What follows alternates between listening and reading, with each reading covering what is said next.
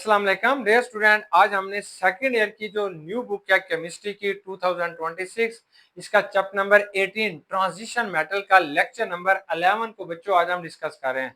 आज की जो हमारी डिस्कशन है वो है स्टीरो आइसोमरिज्म इन ट्रांजिशन मेटल कम्प्लेक्सेस। ये जो ट्रांजिशन के मेटल होते हैं इनके अंदर जो आइसोमरिज्म पाई जाती है वो स्टीरो आइसोमरिज्म होगी। सबसे पहले हम बात करते हैं कि आइसोमरिज्म क्या होगी। तो ये एक ऐसा प्रोसेस होता है जिसमें दो मुख्तलिफ कंपाउंड होते हैं, उनका मॉलिक्यूलर फार्मूला बेटा सिर्फ सेम होगा लेकिन उनका स्ट्रक्चरल फार्मूला मुख्तलिफ होता है, उन्हें आपने आइसोमर्स कहते हैं। ये चैप्टर नंबर 19 में हम पढ़ेंगे। ये जो ट्रांजिशन मेटल होते हैं they can be show only stereo isomerism. Stereo isomers क्या होते हैं तो आप यहाँ पे याद रखना है कि स्टीरो आइसोमर्स आर कंपाउंड्स, ये ऐसे मुरक्कबात होते हैं that have same chemical formula. इनका केमिकल फार्मूला सेम होता है, they have same structural formula, इनकी जो स्ट्रक्चर होती है वो भी सेम होती है। दे हैव सेम बॉन्ड्स, यानी जो लाइगेंड और सेंट्रल एटम जिन बॉन्ड के साथ जुड़े होते हैं, कनेक्टिविटी होती है वो भी सेम होती है।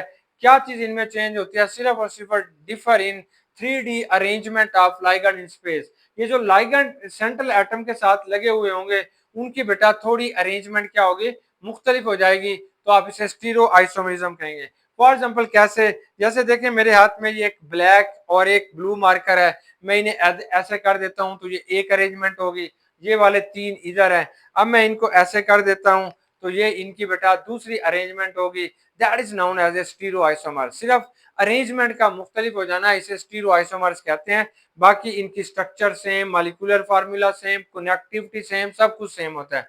अब आपने देखना है कि यहाँ पे आपने कितनी किस्म के स्टीरो आइसोमर्स को डिस्कस करना है। तो देयर आर बेटा two types of stereo isomers which are present in metal complexes. Transition metal के अंदर दो तरह के स्टीरो आइसोमर्स होते हैं। First one is called geometrical isomers, जिन्हें आपने सिस ट्रांस आइसोमर्स कहते हैं। दूसरे जो होते हैं वो हमारे पास ऑप्टिकल आइसोमरिज्म होंगे, वो ऑप्टिकल आइसोमरिज्म होते हैं, इसे आपने मिरर इमेज आइसोमर्स का नाम देते हैं। अब आपने बात याद करनी है कि ज्योमेट्रिकल आइसोमरिज्म किन चीजों के अंदर होंगे। तो ज्योमेट्रिकल आइसोमरिज्म जो होते हैं ये दो तरह के कम्प्लेक्सेस के अंदर पाए जाते हैं। एक स्केयर प्लेनर, जिनके अंदर चार लाइगेंड होते हैं इन वन प्लेन, यानी जो स्केयर प्लेनर होंगे जिनके अंदर कोऑर्डिनेशन नंबर 4 होगा, ऐसे मेटल कम्प्लेक्सेस जिनकी स्ट्रक्चर बेटा स्केयर प्लेनर होती है उनके अंदर भी ज्योमेट्रिकल आइसोमरिज्म पाए जाएंगे। और ऐसे बेटा मेटल कम्प्लेक्सेस जिनकी ज्योमेट्री ऑक्टाहेड्रल होती है which consist of 6 ligands around the metal, उनके अंदर जो है भी ज्योमेट्रिकल आइसोमरिज्म पाई जाएगी। सिर्फ दो के अंदर पाई जाएगी, स्केयर प्लेनर और ऑक्टाहेड्रल। टेट्राहेड्रल के अंदर बेटा ज्योमेट्रिकल आइसोमरिज्म नहीं पाई जाती। अब ये ज्योमेट्रिकल आइसोमरिज्म कैसे होगी, तो हम पहले स्केयर प्लेनर के अंदर एक स्ट्रक्चर ड्रा करते हैं फिर हम देखते हैं। ये बेटा हमें फॉर एग्जांपल ये एक कंपाउंड दिया गया है, इसका क्या कंपाउंड का नाम है, इसके अंदर अमोनिया है और दो इसके अंदर क्या है बेटा, क्लोरो ग्रुप है। तो आपके पास ज्योमेट्रिकल आइसोमरिज्म जो हमारे पास किस में पाए जाएंगे, स्केयर प्लेनर के अंदर। उनके लिए जरूरी होता है कि आपके पास ये क्या होगा, ये मेटल एटम होगा, सेंट्रल एटम होगा। ये ए क्या होगा, ये एक टाइप के लिगेंड होंगे और ये बी क्या होगा, ये दूसरी टाइप के लिगेंड होंगे। यानी ए टाइप के भी दो लिगेंड होने, एक जैसे दो लिगेंड होने चाहिए, जैसे ये अमोनिया है ये दो एक जैसे लिगेंड है।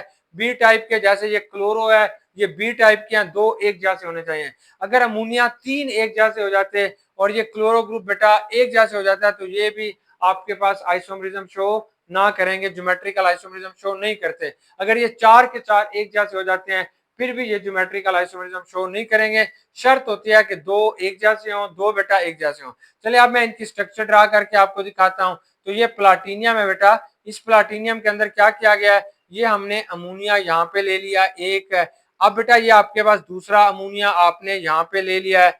अब क्या किया गया है, यहाँ पे आपने एक क्लोरो ग्रुप ले लिया है और ये क्लोरो ग्रुप क्या ले लिया बेटा, दूसरा ले लिया है। अब ये जो आपके पास एक आइसोमर बन गया है। अब ये जो आइसोमर है that is known as a cis isomer. इसको आपने नाम देना है सिस आइसोमर। क्या कहेंगे बेटा, इसे सिस कहेंगे। सिस क्या है, ये सिस है डाई अमाइन। ये इसे हम कहते हैं डाई अमाइन क्योंकि इसके अंदर दो अमोनिया है। डाई अमाइन है, डाई क्लोरो, ये डाई क्लोरो है। और सेंट्रल एटम क्या है बेटा, प्लाटीनियम, प्लाटीनियम। तो प्लाटीनियम आगे क्या लिखेंगे, टू, प्लाटीनियम टू। यहाँ पे प्लाटीनियम की जो ऑक्सीडेशन स्टेट है वो दो है इसलिए आपने टू लिख दिया। अब आपके पास इसे सिंपली आप सिस आप सिस इसे प्यार से इस कम्प्लेक्स को आपने प्लाटीन सिस प्लाटीन भी कहते हैं। ये इसका प्यार से नेम है, मुख्तसर नेम है सिस प्लाटीन। बजाय इसको पूरा नाम लिखने के आप ऐसे भी लिख सकते हैं। अब बेटा इसे सिस क्यों कहा गया? सिस इसलिए कहा गया कि ये दो सिमिलर एटम्स या ग्रुप ऑफ एटम जो होते हैं वो सेम साइड पे आ रहे हैं, या बेटा इन दोनों के दरमियान में जो बॉन्ड एंगल होगा वो 90 का होगा, 90 का। मतलब एक जो होगा ये प्लाटीनियम सेंटर में होगा, एक इधर होगा, दूसरा इधर, तो इन दोनों के दरमियान में 90 का एंगल होगा, तो आप उसे सिस कहेंगे। सिस मीन आइडेंटिकल लिगेंड जो होते हैं वो एडजेसेंट पोजीशन पे होंगे, वो सेम साइड पे होंगे, और आमतौर पर इनके अंदर जो एंगल होगा वो 90 का एंगल होना चाहिए। ये सिर्फ 90 के एंगल से एक दूसरे से दूर होंगे, इससे ज्यादा दूर नहीं होंगे। अब क्या करें, इनकी की पोजीशन को चेंज कर दें, इस अमोनिया को इधर ले जाएं, इस बेटा क्लोरो ग्रुप को आपने इधर ले आए, फिर ये इसकी नई शक्ल बन जाएगी। देखें ये प्लाटीनियम होगा, इस अमोनिया को हम नहीं छेड़ते, ये वैसे का वैसे ही है ये वाला, और ये वाला जो अमोनिया है बेटा वो आप इसके सामने लिख दें, ये वाला अमोनिया आपने इधर लिख देते हैं, वो क्लोरो ग्रुप बेटा आपने इधर लिख देते हैं, फिर ये वाला जो क्लोरो ग्रुप होगा इसको आपने इधर लिख दिया। अब ये जो कम्प्लेक्स हमारे पास बन गया है इसे हम कहते हैं ट्रांस। बाकी सब कुछ इसका वही रहेगा, ट्रांस लिखेंगे, डाईअमीन डाईक्लोरोप्लाटिनियम इसको कहेंगे, या इसका प्यारा सा नेम निक नेम जो होगा उसे हम कहेंगे ट्रांस प्लाटीन ये इसका नेम होगा। और ये आपके पास क्या होगा, ये ट्रांसफॉर्म होगी इसकी ट्रांसफॉर्म। अब ट्रांसफॉर्म क्या होती है? ट्रांसफॉर्म में पहली बात यह है कि सिमिलर ग्रुप जो होते हैं वो अपोजिट साइड पे होने चाहिए। ट्रांस मीन आइडेंटिकल लाइगेंड जो होते हैं वो अपोजिट साइड पे होने चाहिए। दूसरी बात यह है कि ये एक दूसरे से दूर हो, कितना दूर हो? 180 के एंगल से, कि इनके दरमियान में जो बॉन्ड एंगल होगा वो 180 का होना चाहिए, 180 का होना चाहिए। तो आप देख रहे हैं ये दोनों एक दूसरे की अपोजिट साइड में है और इनका बॉन्ड एंगल 180 का है, इसलिए आप इसे कहते हैं ये ट्रांसप्लाटीन है, और वो बेटा क्या होगी? सिस होगी। अब आप इसे कैसे आइडेंटिफाई करेंगे कि कौन जो है वो ट्रांस है, कौन है बेटा सिस है? तो ये हमारा तरीका है कि फाइंड टू आइडेंटिकल लिगेंड्स। सबसे पहले फार्मूले में आपने दो आइडेंटिकल लिगेंड्स देखने हैं, सेम एटम या ग्रुप ऑफ एटम देखना है। फिर क्या करेंगे, if they are sit next to each other, अगर वो एक दूसरे के साथ बैठे हुए हैं, जैसे ये इधर था इसके बाद ये है, तो इसे आपने क्या कह देना है? सिस कह देना है। If they are sit across from each other, यानी अगर वो इस तरीके से बैठे हैं, वो एक बैठा है फिर दरमियान में कोई और है फिर वो आ गया, क्रॉस करके बैठे हुए हैं, तो आप इसे क्या कहते हैं बेटा? ट्रांस। तो इसे आपने ट्रांस कहते हैं। तो ये स्केयर प्लेनर के हमारे पास ये दो जो थे, आपने सिस और ट्रांस की स्ट्रक्चर को अच्छे तरीके से समझ लिया, ये आपके इम्तिहान के अंदर भी आएंगे, आप इसे देख लेंगे। अब फिर देखें सिस प्लाटीन के अंदर क्या होगा, 2 क्लोरो लिगेंड जो होते हैं वो 90 के एंगल पे होंगे, एडजेसेंट होते हैं। ट्रांसप्लाटीन के अंदर क्या होते हैं, 2 क्लोरो ग्रुप या 2 क्लोराइड लिगेंड जो होते हैं वो 180 जो होते हैं एंगल के ऊपर एक दूसरे से क्या होंगे बेटा? दूर हो जाते हैं। अब इसके अंदर ये शर्त होता है कि ये सेंट्रल एटम है, A2 क्या होगा, ये दो सिमिलर एटम होंगे, B2 क्या होंगे, ये भी दो सिमिलर एटम होंगे, जैसे दो अमोनिया दो क्लोर। अगर यहाँ पे ट्राई अमाइन यानी 3 अमोनिया होती, एक क्लोरो ग्रुप होता, तो ये कभी भी सिस ट्रांस आइसोमरिज्म शो नहीं कर सकते थे। या बेटा अगर ये चारों के चारों सेम होते फिर भी ये सिस ट्रांस आइसोमरिज्म शो नहीं करते थे। अब आपके जहन में ख्याल आ रहा होगा कि इनका सब कुछ तो सेम है, सिर्फ अरेंजमेंट ऑफ एटम मुख्तलिफ है, तो क्या इनकी प्रॉपर्टीज सेम होंगी? नहीं बच्चों, इनकी प्रॉपर्टीज भी कभी एक दूसरे से सेम नहीं होती। सबसे पहले आप देख लेते हैं डाइपोल मूवमेंट। डाइपोल मूवमेंट क्या होता है कि इनके ऊपर पॉजिटिव और नेगेटिव चार्ज का आ जाना, इसे डाइपोल मूवमेंट कहते हैं। बेटा ये क्या है, ये क्लोरीन और प्लाटीनियम ने एक बॉन्ड बनाया हुआ है, तो क्लोरीन क्या मोर इलेक्ट्रोनेगेटिव है, ये प्लाटीनियम से इलेक्ट्रॉन खींच रही है, इसके ऊपर पॉजिटिव चार्ज आ जाएगा, इसके ऊपर negative charge, that compound is called dipole. अब इसकी कोई ना कोई वैल्यू आ जाएगी। अब ये जो क्लोरीन है ये बेटा इससे खींच रही है क्योंकि ये मोर इलेक्ट्रोनेगेटिव है, तो इसके ऊपर पॉजिटिव चार्ज, इसके ऊपर नेगेटिव चार्ज, इस तरीके से ये दो बॉन्ड जो है ये डाइपोल बन गए हैं। अब इनका डाइपोल कितना है, यानी कितना इन्होंने इलेक्ट्रॉनों को अपनी तरफ खींचा हुआ है, तो डाइपोल मूवमेंट को हमने म्यू से जाहिर करते हैं, म्यू बराबर है क्यू ज़रबे आर। क्यू क्या है कि इनके ऊपर कितना चार्ज आ गया और इनके दरमियान में फासला कितना है, जब आप इसका प्रोडक्ट लेंगे तो that is called dipole movement. तो इसका डाइपोल मूवमेंट हमारे पास कुछ ना कुछ आएगा, तो इसलिए हम कहते हैं कि ये जो सिस फॉर्म होती है ये हमारे पास जो होती है वो पोलर होती है। ये सिस फॉर्म क्या होगी बेटा, ये पोलर फॉर्म होगी। पोलर फॉर्म उसे कहते हैं इसके एक एंड पे पॉजिटिव चार्ज हो और दूसरे एंड पे क्या हो, नेगेटिव चार्ज हो। तो सिस फॉर्म क्या होते हैं, पोलर। चलिए आप ट्रांस की तरफ आ जाते हैं। यही काम बेटा यहाँ पे क्लोरीन इधर भी कर रही है। ये इस प्लाटिनियम से इलेक्ट्रॉन खींच रही है, तो यहाँ पे कोई ना कोई इसके ऊपर चार्ज आ रहा है। समझे, ये पॉजिटिव चार्ज आ गया, ये नेगेटिव, इस चार्ज की वैल्यू जमा 4 आ गई। ये बेटा क्लोरो ग्रुप इससे खींच रहा है, तो इसके ऊपर नेगेटिव चार्ज, इसके ऊपर पॉजिटिव चार्ज। फर्ज किया इसकी जो वैल्यू आती है वो -4 आ रही है। जब आप इसका डाइपोल मूवमेंट निकालना चाहते हैं, दोनों को जमा करना चाहते हैं, क्यू बराबर है म्यू बराबर है क्यू जरबे आर, म्यू बराबर है क्यू जरा बेटा आर, तो दोनों का जो जवाब होगा वो 0 हो जाएगा, क्योंकि इनके ऊपर जो चार्जेस हैं वो हैं तो सेम लेकिन अपोजिट डायरेक्शन में है। इसका +4 है बेटा, इसका क्या है, -4 है। ये अपोजिट डायरेक्शन में है। अगर किसी का डाइपोल मूवमेंट 0 हो जाए, डाइपोल मूवमेंट बेटा क्या हो जाए, 0 हो जाए, तो आप उसे कहते हैं ये नॉन पोलर है। तो आपके पास एमसीक्यूज आएगा कि सिस और ट्रांस में कौन पोलर होता है, तो आपने बताना है सिस पोलर होगा, और जो आपके पास ट्रांसफॉर्म होती है या ट्रांसप्लाटीन जो होती है वो नॉन पोलर होगी। तो याद रखना, इफ ट्रांस, ये जो हमारे पास ट्रांसप्लाटीन होती है, इंडिविजुअल बॉन्ड यानी डाइपोल जो होते हैं आइडेंटिकल लिगेंड्स के, वो अपोजिट साइड के अंदर पाए जाते हैं, इसलिए बेटा वो एक दूसरे को कैंसिल कर देंगे और रिजल्ट के तौर पर इसका डाइपोल मूवमेंट क्या हो जाएगा, 0 हो जाएगा। लेकिन बच्चों हमारे पास जो सिस प्लाटीन होती है, इसमें सिमिलर जो इंडिविजुअल बॉन्ड्स होते हैं वो एक दूसरे के डाइपोल मूवमेंट को कैंसिल नहीं करते, इसलिए ये हमारे पास एक नॉन पोलर या पोलर मॉलिक्यूल होगा। तो ये आपके पास पोलैरिटी भी पता चल जाती है, यहाँ से कौन पोलर कौन बेटा नॉन पोलर। चलिए अब आप इनको मेडिकली भी इनके अलग अलग यूजेस हैं, यानी सिर्फ इनकी अरेंजमेंट की वजह से इनकी जो मेडिकल के अंदर अफादियत है, अहमियत है, वो भी एक दूसरे से क्या होती है, अलग होती है।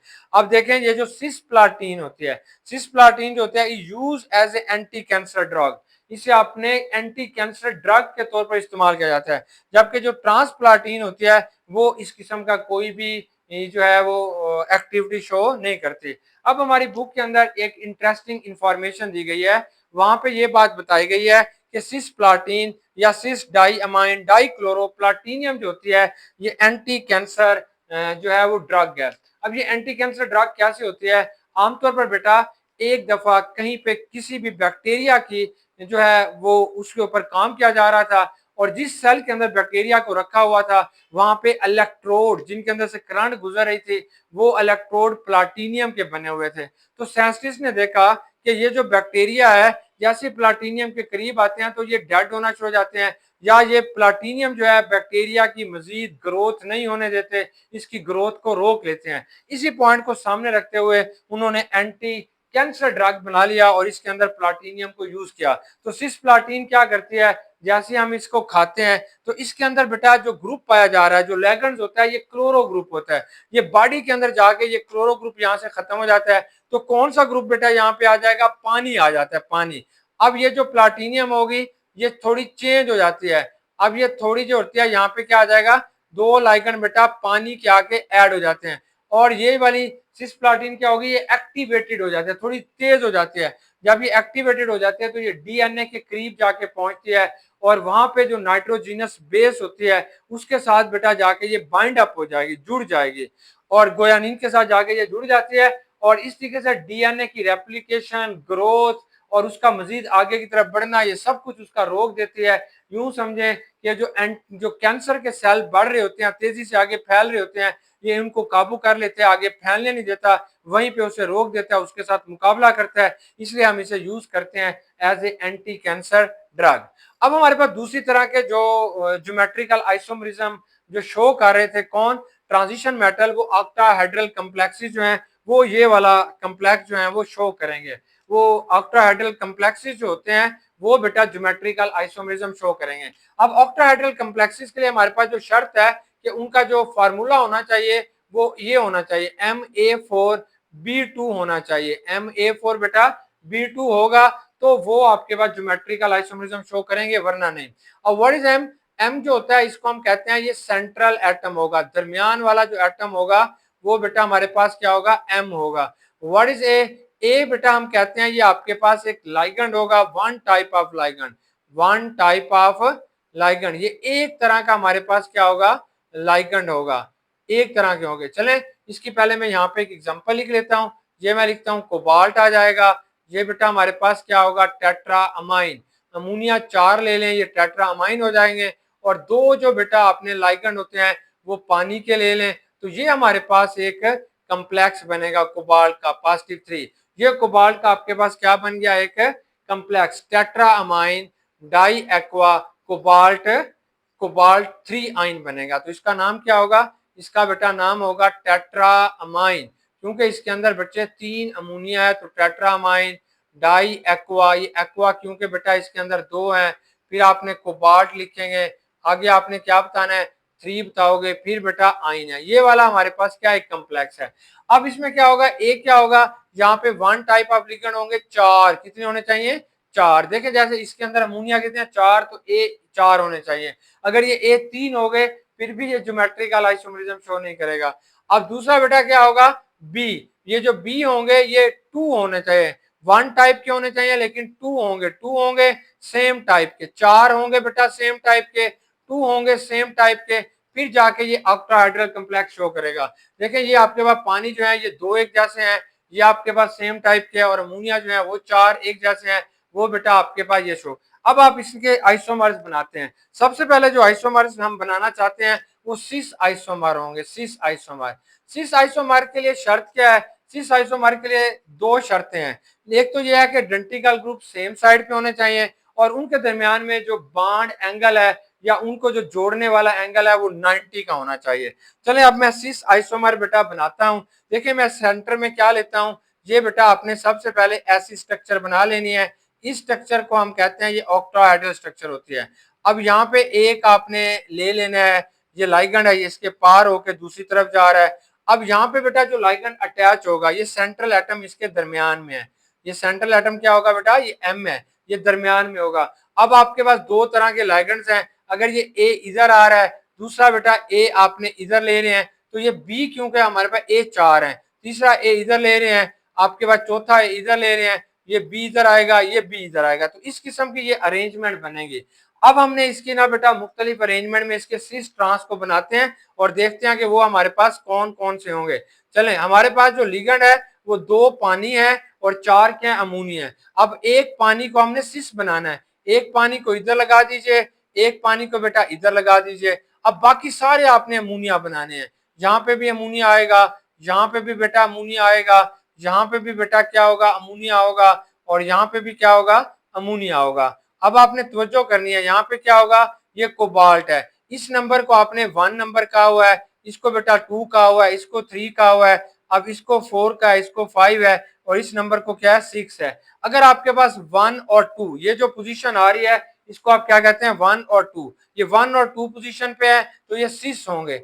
अब 6 कहां पे होंगे, 1 और 2। अगर एक लाइगेंड 1 पे है दूसरा 2 पे है, बेटा क्या होगा, 6 होगा। अब मैं क्या करता हूं, इसको हटा के इधर ले आता हूं, तो क्या ये 6 होगा। अब ये अमोनिया इधर आ गया, ये वाटर इधर आ गया, हाँ ये भी 6 है। अगर 1 और 3 के ऊपर होगा तो ये भी बेटा क्या होगा, 6 होगा। अगर मैं इधर ले जाता हूं पानी को, अब अमोनिया को इधर रहने देता हूं लेकिन पानी को बेटा इधर ले गया तो ये 6 होगा, हाँ बेटा ये भी 6 होगा। 1 4 जो होगा ये भी 6 होगा। अगर मैं अमोनिया को बेटा हटा देता हूं और अमोनिया को इधर लगा दूं और वाटर को बेटा मैंने इधर लगा दिया, क्या ये 6 होगा, हाँ ये भी 6 होगा। 1 5 जो होगा ये भी बेटा आपके पास क्या होगा, 6 होगा। अब मैं स्ट्रक्चर को थोड़ा सा पेपर के जरिए आपको बताता हूँ ये स्ट्रक्चर कैसे बनी हुई है। तो बेटा ये वाली जो स्ट्रक्चर है ये पेपर में, इसको मैं कहता हूँ नंबर 1 पोजीशन है, ये 2 है, ये 3 है, ये 4 है, ये बेटा 5 है, और ये नीचे जो लिखी गई है वो 6 है।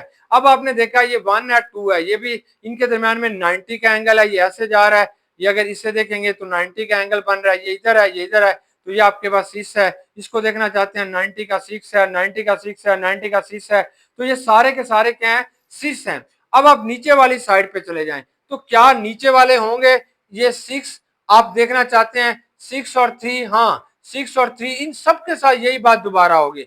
अगर आपने बेटा देखना चाहते हैं, किसके देखना चाहते हैं, एक तरफ आपने 6 ले, अब आपने पानी को इधर ले आए। अब अमोनिया जो होती है, आपने अमोनिया को भैया इधर लगा दें, अब पानी को आपने इधर ले जाएं, तो आपके पास पानी जो है वो किस पोजीशन पे है, 6 के ऊपर है। और एक पानी का मालिक लाइगेंड 6 के ऊपर है, दूसरा 5 के ऊपर है, तो क्या 6 और 5 आपके पास वो हैं, 6 हैं, बिल्कुल हैं। अब आप इसको 4 पोजीशन पे ले आए, तो क्या 4 पोजीशन पे ये आपस में 6 होंगे? आप कहेंगे हाँ, 6 और 4 पोजीशन पे भी आपस में 6 हैं। और क्या 3 पे होंगे? हाँ, 3 के ऊपर भी बच्चों ये आपके पास क्या होते हैं, 3 के ऊपर भी ये हमारे पास क्या होंगे, 6 हैं, 6 3 भी 6 होंगे। ऐसे अगर इसको इधर ले जाओगे तो 6 2 जो होगा ये भी आपके पास क्या होगा, 6 होगा। ये 1 2 3 4 5 6 7 ये सारी की सारी जो पोजीशंस हैं इसको आपने 6 कहते हैं। 6 के लिए क्या शर्त थी, सिर्फ इसका 90 का एंगल होना जरूरी था। चाहे आप इधर से देख रहे हैं, चाहे आपके पास ये पोजीशन 6 है, इनको ऐसे देखें, सेम बात है। ये जरा नीचे की तरफ, नीचे वाली प्लेन में, या ऊपर, तो दोनों क्या होंगे, 6 होंगे। अब बेटा हम देखना चाहते हैं ट्रांस, इनके ट्रांस कब बनेंगे। ट्रांस ट्रांस जो होते हैं वो आपने कब बनाने हैं, तो आपने देखना है कि ट्रांस पोजीशन इसकी कब आती है। तो अब हम ट्रांस पे देख लेते हैं। तो ट्रांस के ऊपर भी आपने बिल्कुल वैसे ही बनाएंगे, ऐसे। ट्रांस के लिए शर्त होता है कि उसका जो बॉन्ड एंगल होगा वो आपके पास क्या होना चाहिए, 180 का। अगर एक पानी का इधर मालिक्यूल है या लाइगेंड है, दूसरा इधर है, बाकी चारों साइडों पे क्या है, अमोनिया है। ये चारों साइडों पे क्या है बेटा, अमोनिया है। और सेंटर के अंदर क्या होगा, कोबाल्ट होगा। जब सेंटर के अंदर कोबाल्ट होगा, ये जो आपके पास इसकी जो है स्टीरो आइसोमरिज्म आ रहा है, तो इसे आपने ट्रांस कहेंगे। ये ट्रांस है। ट्रांस किस लिए हो गया, क्योंकि ये 1 और 6 पोजीशन पे है, ये ट्रांस है। चले अब पानी को इधर मिटा दीजिएगा, इधर फिर आपने अमोनिया लिख दीजिएगा, ये भी अमोनिया, ये भी बेटा क्या होगा, अमोनिया। अब पानी को आपने इधर लिख दिएगा, ये वाटर आ गया, तो ये क्या आ गया बेटा, वाटर आ गया। तो ये आपके पास क्या होगा, ये भी ट्रांस है। कौन सी पोजीशन है, ये 2 है, ये 3 है, ये 4 है। तो आप कहेंगे 2 और 4, 2 और 4 भी ट्रांस है। अब आप इधर लिख दिएगा पानी को, वाटर को इधर लिख दीजिएगा, फिर पानी को बेटा आपने इधर लिख दीजिएगा। तो ये पोजीशन भी आपके पास क्या हो जाएगी, ट्रांस है। ये भी हमारे पास कौन सी पोजीशन आ जाती है, ट्रांस है। ये कौन सी है, ये 3 है, और ये 4, ये 5, 3 और 5। ये सिर्फ हमारे पास 3 पोजीशन जो होती हैं वो ट्रांस है। ये आपके पास एमडी कैट में ऐसे स्ट्रक्चर बनी गई होगी, और फिर आपसे पूछा जाएगा कौन सी सिस और ट्रांस है, तो आपने बतानी है कि ये वाली आपके पास क्या आ जाती है, ये ट्रांस फॉर्म के अंदर आ जाएगी, ये 3 फॉर्म। और बाकी जो आपने पढ़ी है वो सारी की सारी क्या होंगी बेटा, सिस फॉर्म के अंदर हो जाएंगी। चले अब हमने इसकी दूसरी टाइप जो पढ़ते हैं उसे हम कहते हैं ऑप्टिकल एक्टिविटी या ऑप्टिकल आइसोमरिज्म। तो ऑप्टिकल आइसोमरिज्म्स क्या होते हैं, अब हम उस तरफ चले चलते हैं कि व्हाट आर ऑप्टिकल आइसोमर्स। तो आपने यहाँ पे बताना है कि ऑप्टिकल आइसोमर्स क्या होते हैं, ऑप्टिकल आइसोमरिज्म। तो आइसोमरिज्म, ऑप्टिकल आइसोमरिज्म क्या होंगे, अब बेटा हम उसकी बात करते हैं। तो ऑप्टिकल आइसोमर्स क्या होते हैं, तो ऑप्टिकल आइसोमर्स के लिए शर्त होता है कि ये जो कंपाउंड होंगे इनका भी मॉलिक्यूलर फार्मूला सेम होता है, स्ट्रक्चरल फार्मूला सेम होता है, कनेक्टिविटी सेम होती है, सिर्फ थोड़ी सी अरेंजमेंट मुख्तलिफ होती है। उस अरेंजमेंट की वजह से ऑप्टिकल कहते हैं रोशनी को, ये रोशनी को राइट और लेफ्ट की तरफ बेटा रोटेट कर देते हैं। तो ऑप्टिमल कल आइसोमर्स के लिए पहली कंडीशन ये होती है कि ये नॉन सुपर इम्पोजेबल होने चाहिए। नॉन सुपर, क्या लफ्ज है, non super imposable, non super imposable होने चाहिए। इससे क्या मुराद होता है, नॉन सुपर इम्पोजेबल बेटा, ये जो मेरे हाथ होते हैं इसको मैं कहता हूं कि ये नॉन सुपर इम्पोजेबल है। कैसे, जैसे ये मेरा हाथ है, ये दूसरा हाथ जो मेरा है बेटा वो भी बिल्कुल ऐसा ही है, सेम है। दोनों उंगलियां, दोनों का काम सेम, फंक्शन सेम, दोनों का स्ट्रक्चर सेम, लेकिन मैं इस हाथ को इसकी प्लेन के ऊपर नहीं रख सकता। मतलब ये जो अंगूठा है इसके अंगूठे के ऊपर अंगूठा रखूं, इसको इसके ऊपर रखूं, बिल्कुल ऐसे में इसके साथ इसको नहीं रख सकता। तो इसका मतलब ये हुआ कि ये नॉन सुपर इम्पोजेबल है। क्या नॉट भी सुपर इम्पोजेबल, ये एक दूसरे के सुपर इम्पोजेबल बेटा नहीं होते। तो अब आपके क्या कहेंगे, अगर मैं इस हाथ को ऐसे, ये मेरा हाथ है, यहाँ पे मैं शीशा रखूं, जब मैं इस हाथ को देखूंगा तो ये वाला नजर आएगा। मतलब बेटा ये अगर मेरे पास शीशा आईना रखा हुआ है, मिरर है, तो मैं अपने इस हाथ को ऐसे रखता हूं तो ये वाला मेरा हाथ नजर आएगा, बिल्कुल ये वाली साइड पहले नजर आएगी, फिर ये, फिर इस तरतीब से ये इधर जा रही है, वो इस तरतीब से इधर आ रही है। तो ये जो ऑप्टिकल आइसोमर्स वो चीजें शो करेंगे जो आमतौर पर ऑब्जेक्ट और उसका मिरर इमेज होते हैं। यानी आपके पास एक ऑब्जेक्ट है और फिर उसका क्या होगा, मिरर इमेज होगा। ये एक ऑब्जेक्ट होगी, जैसे मैंने आपको अपना हाथ बना के दिखाया, ये एक ऑब्जेक्ट होगी, और दूसरी बेटा उसकी क्या होगी, इमेज होगी। इमेज यानी उसकी आपके पास इमेज होगी। इसे आपने ऑप्टिकल ये आइसोमरिज्म शो करेंगे, या बेटा विच आर एन एंशियोमर्स, जो आपस में एक दूसरे के एन एंशियोमर्स होते हैं, वो ऑप्टिकल आइसोमरिज्म शो करेंगे ट्रांजिशन मेटल के।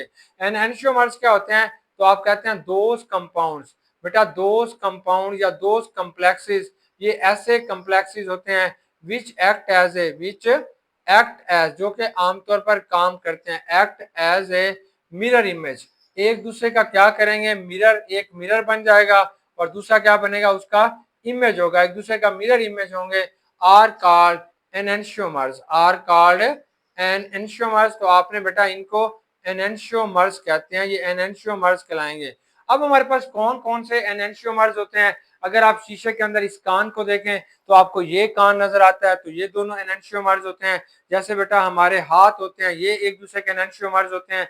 जैसे हमारा जूते होते हैं, एक जूता पहन के आप शीशे के अंदर देखते हैं तो दूसरा जूता जो होगा उसका इमेज नजर आता है, मतलब मैं ये हाथ को देखता हूं तो मेरा ये हाथ जो है वो इस हाथ का बेटा इमेज होती है। तो ऐसी चीजें जो एक दूसरे का मिरर इमेज होते हैं, they can be show optical isomers, वो ऑप्टिकल आइसोमर्स शो करेंगे। तो ऑप्टिकल आइसोमरिज्म में इन्होंने करना क्या है वो अभी हम पढ़ते हैं। पहले इस कंपाउंड को देखना चाहते हैं कि किस कंपाउंड के अंदर ऑप्टिकल आइसोमरिज्म पाई जाती है। तो वो बेटा हमारे पास एक कंपाउंड होगा ट्रिस, क्या कहेंगे बेटा इसे, ट्रिस। आगे आप कहेंगे इथेन या एथिलीन, इथेन 1,2-डाई-अमाइन, 1,2-डाई-अमाइन, 1,2-डाई-अमाइन होगा। आगे क्या होगा, निकल होगा, और इसके बाद क्या होगा, निकल 2 कम्प्लेक्स, निकल 2 होगा, निकल 2 आइन जो बनेगा, ये वाला जो कंपाउंड हमारे पास होगा that can be show optical isomerism. Optical isomerism के लिए ये भी शर्त होती है जो सेंट्रल एटम होगा, जो भी बेटा हमारे पास क्या होगा, सेंट्रल एटम होगा, इसके साथ जो अटैच होने वाला लाइगेंड होगा, इसके साथ जो लाइगेंड बेटा अटैच होगा वो हमेशा बाइडेंटेट होना चाहिए, बाइडेंटेट, कि उसको दो तरह से बाइडेंटेट होना चाहिए, यानी चिल्लेट होना चाहिए, दो डंडों के साथ उसको जुड़ा हुआ हो। जैसे हमारे पास ये इथेन 1,2-डाई-अमीन है, या इसी चीज को आपने एथिलीन डाई अमाइन कहते हैं।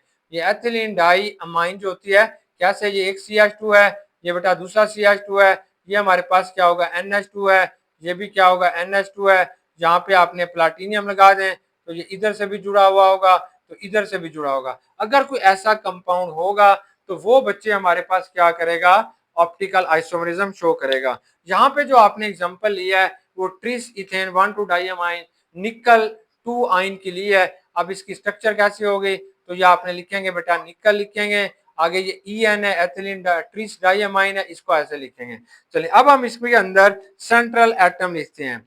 अब ये बेटा हमारे पास क्या होगा, MO, ये क्या होगा, निकल होगा, निकल, ये बेटा क्या चीज है, निकल है, निकल यहाँ पे क्या होगा, सेंट्रल एटम है। अब इसके साथ जुड़े हुए क्या है, आपके पास तीन ये एथिलीन डाई-अमाइन तीन जोड़ने हैं, एक आपने इस तरफ से जोड़िएगा, एक उसको इधर से जोड़िएगा, एक बेटा वो इधर से आएगा, एक फिर वो इधर से आपने जोड़ देना है, फिर बिल्कुल एक इधर से और एक बच्चों इधर से। चलें अब हमने क्या करना है कि चार हमने ये तीन हमने एथिलीन डाई-अमाइन बनाने हैं।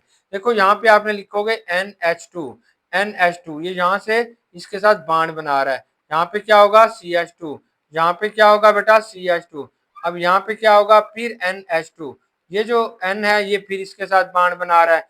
अब आपने क्या करना है, अब आपने बेटा इधर आ जाए, अब हमारे पास क्या होगा, दूसरा कंपाउंड जो होगा वो आपने इधर बना लें। अब थोड़ा सा हम इसे चेंज करते हैं थोड़ा सा, ताकि मैंने इसका मिरर इमेज बनाना है इसलिए। अब ये क्या होगा बेटा NH2 है, NH2 है, और ये क्या होगा, ये CH2 होगा, ये क्या होगा, ये भी CH2 होगा, ये क्या होगा बेटा, ये आपके पास NH2 हो जाएगा, इधर N लिखिए, इधर आपने 2 लिखिएगा, ये इसके साथ ऐसे जुड़ गया। अब आपने क्या करेंगे, ये फिर आपके पास NH2 है, ये 2 इलेक्ट्रॉन दे रहा है, फिर ये क्या होगा, ये CH2 है, ये क्या होगा CH2 है, जहाँ पे आपने क्या लिखना है NH2 लिखना है, तो ये क्या है, ये फिर एक कम्प्लेक्स इधर बन रहा है, फिर बेटा ये NH2 इधर लिखिएगा, फिर आपके पास ये NH2 इधर लिखना है, फिर बेटा ये आपने CH2 इधर लिखेंगे, फिर आपके पास ये CH2 इधर होगा, ये वाला, ये आप तीन इसके साथ आके क्या हो गए हैं, जुड़ गए हैं। अब आपने क्या करना है, ये दरमियान में बेटा एक मिरर रख देंगे, ठीक है जी, ये एक मिरर रख दिया। अब आपने बिल्कुल आपको ऐसे ही इसकी, ये जो आपके पास है ये एक ऑब्जेक्ट है, अब आप इसको शीशे के बाहर, ये जो शीशा है ये मिरर है, अब इसके बाद बेटा इसकी आपको इमेज नजर आएगी। क्या होगा, ये निकल होगा दरमियान में और बाकी सारे के सारे वही के वही आपने कम्प्लेक्सेस वैसे के वैसे बना देने हैं। ये इधर एक दफा लगाएं, एक दफा इधर लगाएं, फिर बेटा इधर लगाएं, एक दफा ये तीर का निशान इधर लगाएं, एक दफा आपने इधर दिखा दें, फिर आपने इधर दिखा दें। चलें, अब आपने ये वाला पहले सिंगल वाला बनाएं। कैसे बनाओगे, जहां पे आपने लिख देना है NH2 लिखेंगे, फिर क्या करेंगे, ये CH2 आएगा, फिर क्या करेंगे, ये CH2 आएगा, फिर बेटा ये NH2 लगाएंगे, ये आपस में जुड़ गया, यानी ये वाली चीज आपको पहले नजर आएगी। अब क्या होगा, ये फिर NH2 है, यहाँ पे फिर बेटा NH2 है, यहाँ पे आपने दो इथेन लगा देने हैं, ये CH2 है, ये आपस में, फिर आप इधर बना दीजिएगा, ये NH2 है, ये दो इलेक्ट्रॉन पेयर दे रहा है, ये भी NH2 है, क्योंकि ये बाइडेंटेड लिगेंड है, इसलिए दो जगह से आपने इसे जोड़ देना है, ये इधर से जुड़ गया। अब ये वाली स्ट्रक्चर आपको ये शेप इधर नजर आ रही है और बिल्कुल ये इधर नजर आ रही है, इसलिए हम कहते हैं कि बोथ आर ऑब्जेक्ट, ये ऑब्जेक्ट है तो ये इसका इमेज है। तो ऐसे ऐसे स्टीरियोआइसोमर्स जिसमें एक ऑब्जेक्ट हो और दूसरा उसका क्या हो, इमेज हो, तो इसे आपने ऑप्टिकल आइसोमर्स कहते हैं। ये ऑप्टिकल आइसोमरिज्म जो है ये वाली चीजें शो कर रहे हैं। अब आप सोच रहे होंगे तो इनकी प्रॉपर्टीज क्या होती हैं, तो इनकी बेटा प्रॉपर्टीज सेम होती हैं। कौन सी प्रॉपर्टीज इनकी बेटा सेम होंगी, कौन सी बच्चों, फिजिकल प्रॉपर्टीज, इनकी फिजिकल प्रॉपर्टीज सेम होंगी। सर केमिकल प्रॉपर्टीज भी बेटा इनकी क्या होंगी, सेम होंगी। इनकी structural formula same, molecular formula same,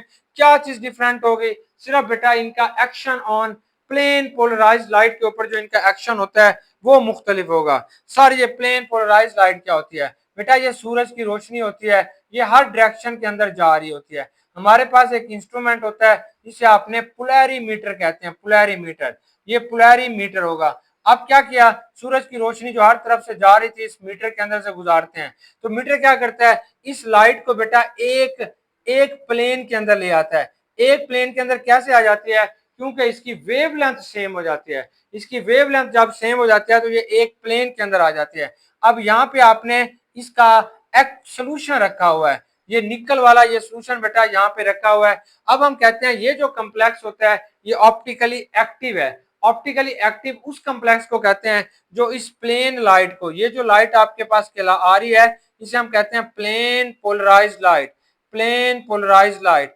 optically active substance वो होती है, ऑप्टिकली एक्टिव, ऑप्टिकली बेटा एक्टिव सब्सटेंस वो होती है जो प्लेन पोलराइज्ड लाइट को रोटेट कर देगी।